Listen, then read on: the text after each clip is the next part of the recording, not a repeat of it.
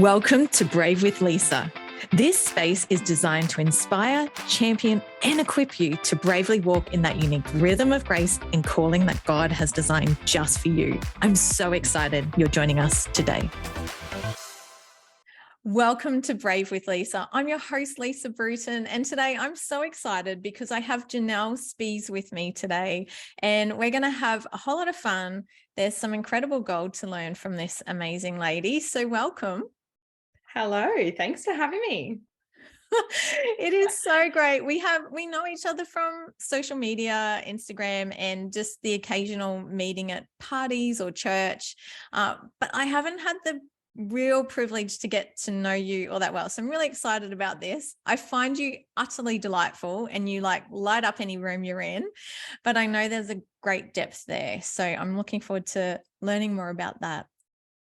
Thank you. So can you share a little bit about, I guess, what does your world look like and what are you passionate about? Yeah. So I am a mum of 4 kids. Mila is 8, Azalea is 7, Elsie is 4, and Zeke is 2.5. Married to my husband. We are coming up to next weekend. We'll be married for 13 years. Wow. We have been we started dating when I was 16, got married at 19.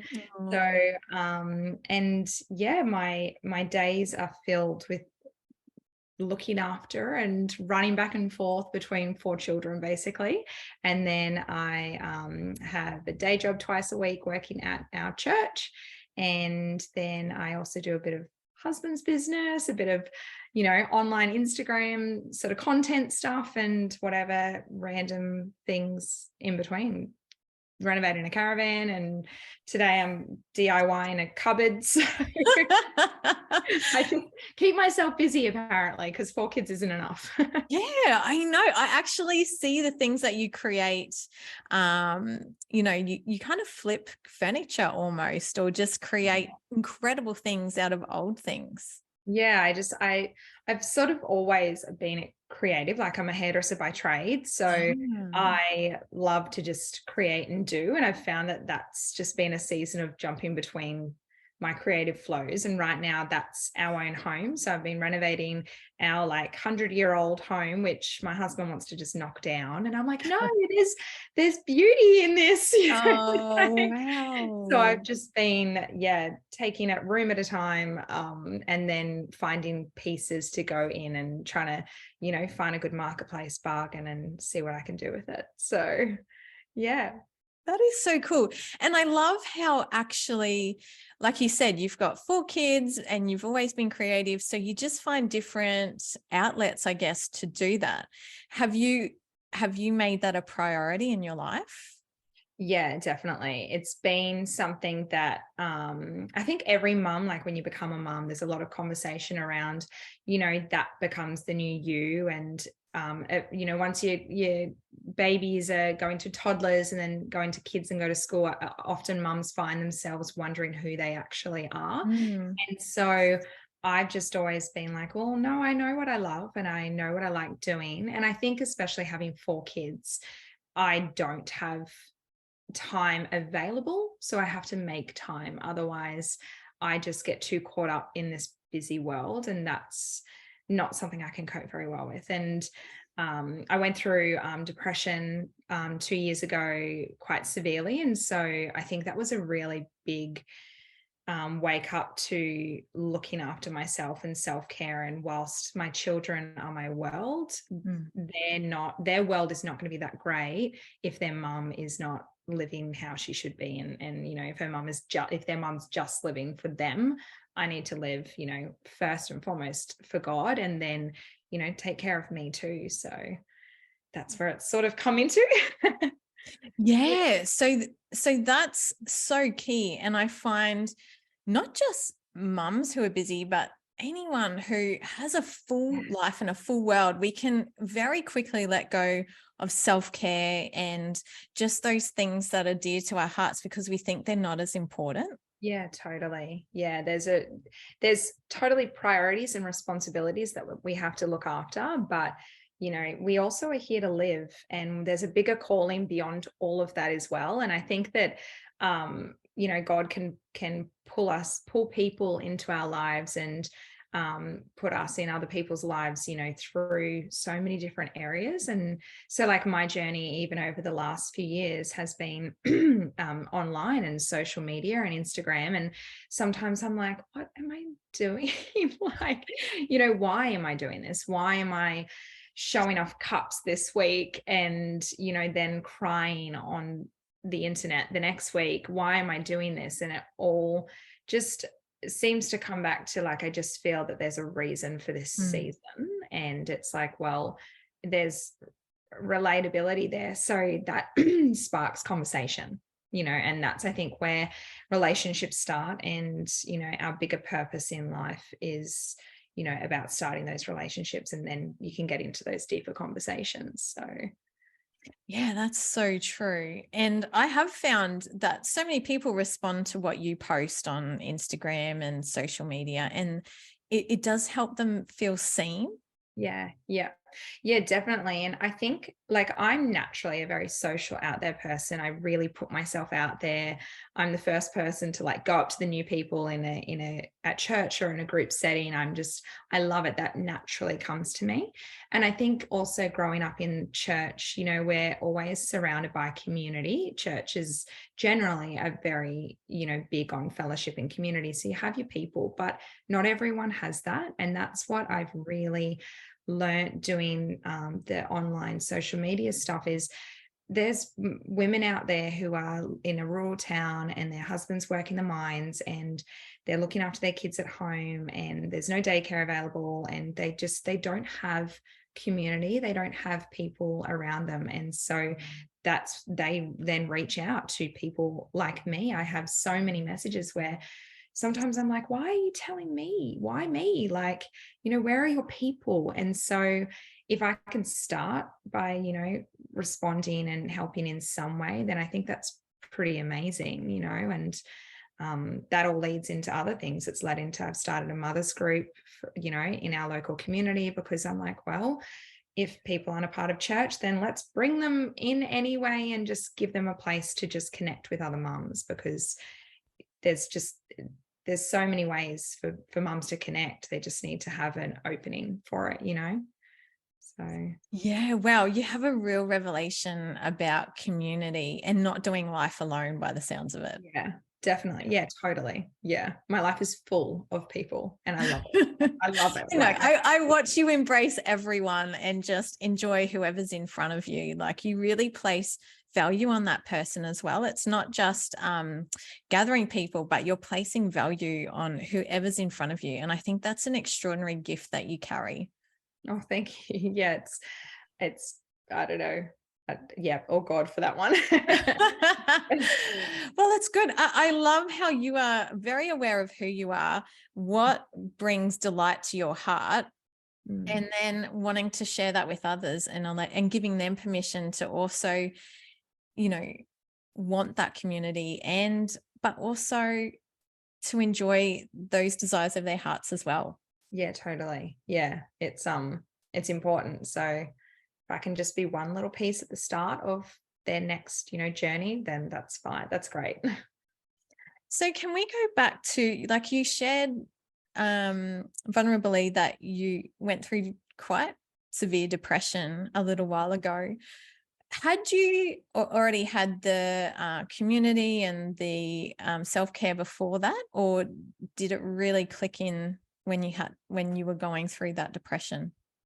I definitely always had the community, Mm. and I tried to have the self-care, but I guess because we had our first two children quite close together, and then had a bit of a break, and then had our third and what we thought was our final piece to our family. And so then to fall unexpectedly pregnant, it sort of just bumped everything out the window in my entire world. And so I still had community, but I lost me in that, because I was honestly just surviving each day. And what that looked like was sometimes just chaos with children, or severe pain from pregnancy, and Mhm. or just my own mental thoughts of, how will I get through this? How will I Yeah. do this? So yeah, that sort of, I think, is where it started. And then once I had Zeke, I think I fell into postnatal depression quite quickly. And then we had some sort of family circumstances come up and personal situations come up that just nosedived me straight into a pretty dark time. So I was battling between like that sort of postnatal depression and the personal depression and anxiety, and it was just this big whirlwind that just completely drowned me, and Mm. it was just survival from then. Really. Yeah. And so what would you say were some keys or turning points for you? Like, as I said earlier, realizing that my children, they can't function unless I'm functioning. Okay, that's good. So I had times where my son was a month, 3 months old and sleeping in his bassinet, and I was just in a state of mess and couldn't even stand up, and had to call a friend to come over because I was like, I actually can't stand up and get my baby. Like, I can't pick him up. And so that's when I was like, okay, this is like a big thing. I need to come first here. He'll be fine. I just need to come first. And I think that's where it then just started this, little step by step. I did get help. I went, I saw a psychologist. I got a lot of counseling through it. At one point, I did go on medication because it was terrifying.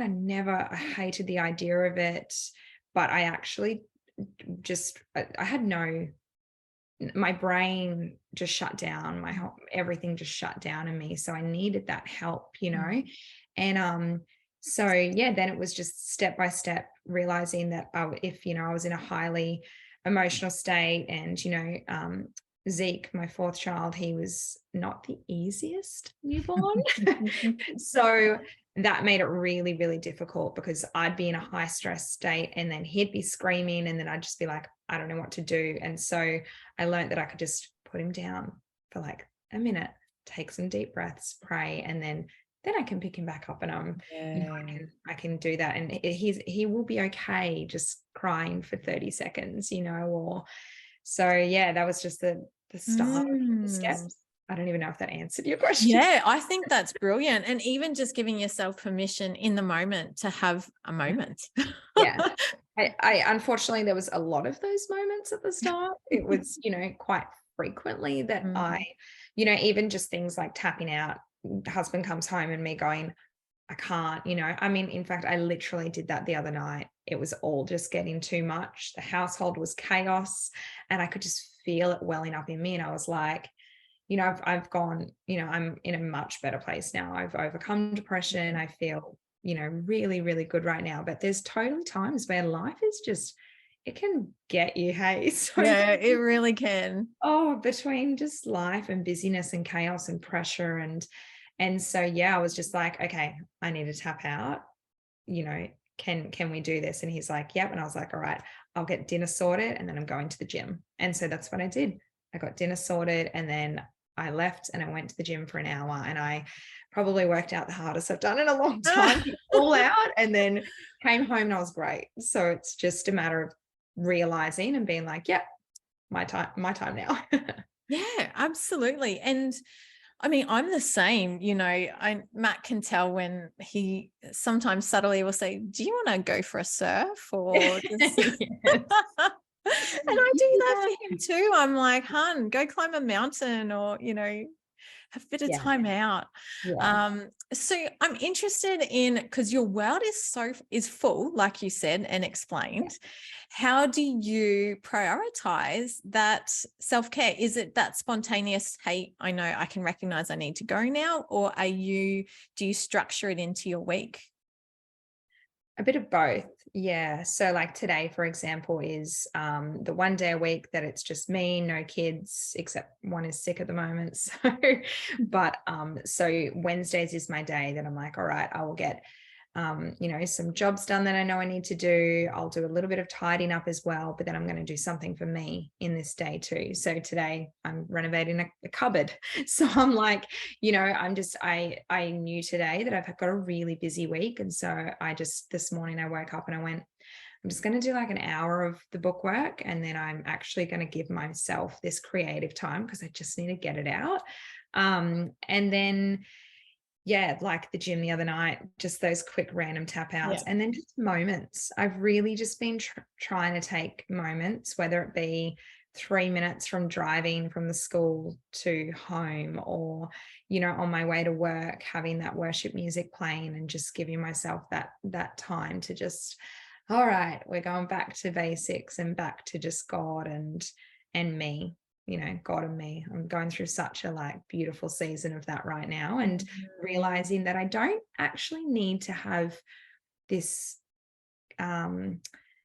set time where I'm just going to go away with God for a minute. Like I actually have to just take the moments that I can, with it. Like I'd love to be able to say that I get up every morning and I do a devotional at 5:30 and in complete peace with a beautiful hot coffee on the veranda while the birds chirp. But it's most of the time I try and do that, and I then have children on top of me. So I just then go, they'll say, "What are you doing, Mum?" I'm like, "What's Mum is God time? So you can sit here and be quiet, or I can talk to you about it. We can have a conversation about what I'm reading, or you can go get your breakfast." Like, but it's usually about 3 minutes that I get, but I take that 3 minutes. So that's good. Well, I remember when my kids were young, there was a space in my house where they just couldn't see me, but I could see them. And so I would just go and sit there and just have a moment. And it's giving yourself permission to have a moment. Yeah, totally. Yeah, totally. I love those moments. And that's all we can have. Like I think it's unrealistic to expect to have big quality times, and totally if you can fit it into your week, do it. And I do that sometimes if I can see that I've got a space in the week, I do, and I love it. But yeah, otherwise it's just the little moments, and that's what gets me through. That's my sanity, you know.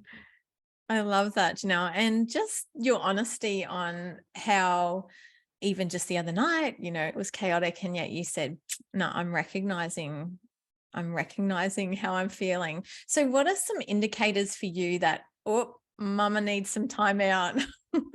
When I start to forget all the things I've learned about motherhood, like keep my emotions in check. They can't they can't compartmentalize. They don't. Their ages. If I lose all that and I literally am like I'm the one losing it, that's when I'm like, okay, I now need this moment. So as soon as my voice starts to go louder, or I start snapping at them, and then I'm realizing that they're snapping at me and I'm snapping at them, and I'm like, oh, this is where they get it from. So that's when I'm like, okay, I need to have a break for a minute, and then we're going to come back to this. And I say that, how often that actually happens where I do check myself in those moments is, not as much as I would like, that's for sure. I definitely lose the plot sometimes, but I'm, that's mothering, right? Or life, really, it's life.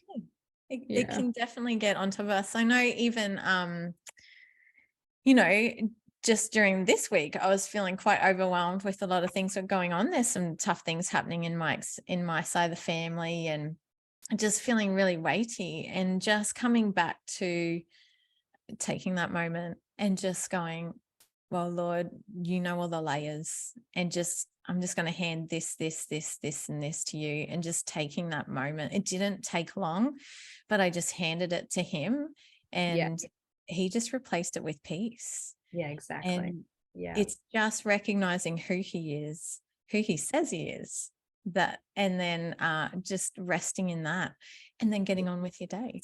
So yeah. exactly. Yeah, and that's like something that I'm really going through at the moment, where I'm just like I'm chasing God so much right now, and it's so interesting because my life is so full, and I constantly actually have people say to me, oh my gosh, you're so busy, do you need to get rid of a few things, or do you need to like slow down or do this? And I'm actually starting to just be like, well, you know what?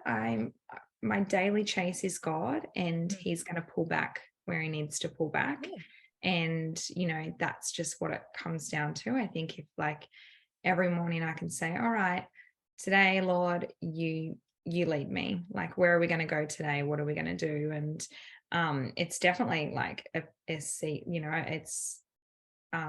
a season of mine that I'm starting with, like really putting that focus on every day, trying to just be like, all right, Lord, your turn, rather than just wake up and whoa, this is the day. So it's nice I actually feel really busy, but I actually feel really slow and steady with God. And I think because I've got those two, it's actually making my world okay right now. That's beautiful. And Yeah. it's that rhythm of grace that you're in. So there's grace over what you're doing, and you're in his rhythm. It doesn't matter whether other people can do it, because they don't have the grace to do what you do. So that's why you're in that rhythm. And, there's this whole thing of like, let's have a balanced life. But actually, that's not what we're called to. We're called to being in his rhythm. And it sounds like you're in his rhythm. And no matter what it looks like to other people, you're in his rhythm of grace. Yeah, totally. And like there's definitely areas that, I feel like right now I feel God saying, all right, we're going to pull back on this one. And so I'm like, okay, then how do I do that? Yeah. And what about the other one? Can we pull back on that one? But so there's definitely still areas to it's like this little tug of life, and what's a priority, what's needed, what's not. And so that's definitely still there, but I'm like, all right, this is good. I feel I've so often, I used to have like last year, I was really struggling towards the end of last year again. And to be honest, I did not enjoy motherhood. I was in such a bad place with motherhood. I was just tired. I was so tired and exhausted. And I remember someone saying to me, oh, but you wouldn't change anything though, would you? And in my head, I was like, yes, I would. Like I actually got to the point where, and I don't think I think a lot of people might go through seasons of this and feel this, but no one really says it too much. But I honestly got to a point where I was like, I would change this. If you show me a video of how hectic my life would be right now with 4 children, I'd probably not do this. And it was that moment that I was like, that is awful. But I was like, but it's true. It's how I feel. And so then I don't even know how it happened, but God just changed that slowly. And my mum came and visited, and I just had a little bit of a break. And then I just all of a sudden started to feel really proud of my children and how I was raising them, and noticing, I think God just really showed the diamonds in the fun of being a mum. And all of a sudden I was like, let's go to the ginger factory and let's go to the zoo. And how fun is this? I'm just hanging out with these cool kids every day. And I just found the joy in parenting again. And that has like just changed my world, because now I'm just like, this is wonderful. And so I went from people saying, how's your week? And me going, don't ask that question. You don't ask me that question. To now people saying, how's your week? And I'm like, it's full, but it's so good. I'm like, I even just feel so happy and wonderful right now saying it. I feel so, I'm just happy. I've got joy again. And that's just like so special to me, because when you lose that, that's so hard to try and get it back. And yeah, if you find an underlying joy in your whole world, then it's easy to throughout the day let that spark you and keep you going, even if it's a really awful day. So I'm loving that right now. I love that. Would you mind just stopping, and because we'll wrap up soon, but I would love it if you could just pray for those who just need to discover that joy again, whether it's in motherhood or whatever it may be, just in their world. Yeah, sure. Father God, I thank you for today, and I thank you that Lisa has invited me to speak and for you to speak through me, God. I just pray right now for anyone who is listening and watching this right now who can hear and see this, and maybe they're feeling like they're back where I was last year and they are just not enjoying life right now, that life is a struggle and it's a pull, and they do not know where that joy is gone. Father, I just pray that you just help them to see the diamonds and pull out those little glimpses of where their joy lies in their world, and that it's not just in momentary happiness, God, but it's this deep, beautiful, wonderful joy that you've placed in their life. Father, I just pray that you just help them hold on to that, God, that they can just carry that through their day and even just spread it to those around them as well, Father, that you just show them where they need to pull back and lead them to where they need to go, Lord, whether that be in the season that they're currently in or the walk that they're currently on, or whether they actually need to change directions, God. I just pray just for open ears and an open heart for anyone who is watching right now, that they feel your comfort and your love, and they can feel your joy just by you looking at them and being so happy with them, Lord God. Thank you, Jesus. Amen. Amen. Thank you. That was beautiful. How can people find you, lovely one, on Instagram? We've got it's Janelle Joy _ at the end. Yeah, that's it. And then eventually I'll have my website back up. I used to run a business, and through the products of the business, I also had like a blog site as well. And so I had lots of thoughts and awesome things on it. And then when I sold my business, obviously I don't have a website. So for the last year, I actually got the notification the other day that it's due for renewal. I was like, wow, it's been a year that I've had this half done website. So one day that will come back. Well, I look forward to that as well. Yeah. So Instagram, Janelle Joy _ at the end. They'll be able to find me. So it is on Facebook as well, but I mostly share to Instagram. So, yes, you do. And I'll make sure that's in the footnotes as well. yeah, totally. And message me. Like, I'm not the type who just double taps or, doesn't respond.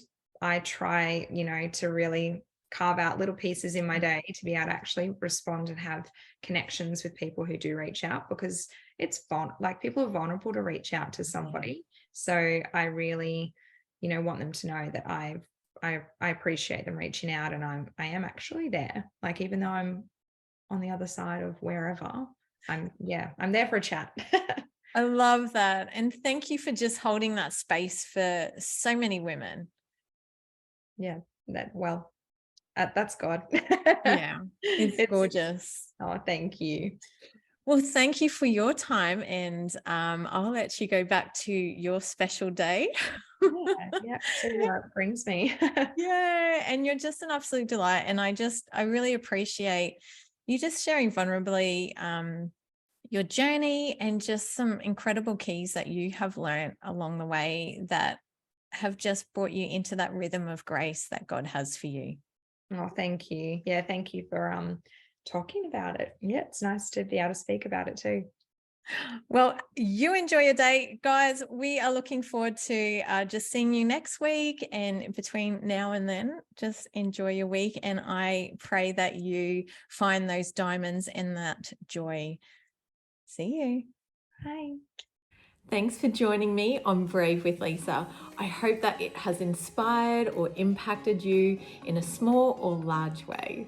Feel free to comment, to subscribe, and share with some friends. And please join us next week on another conversation we will have here on this channel on Brave with Lisa.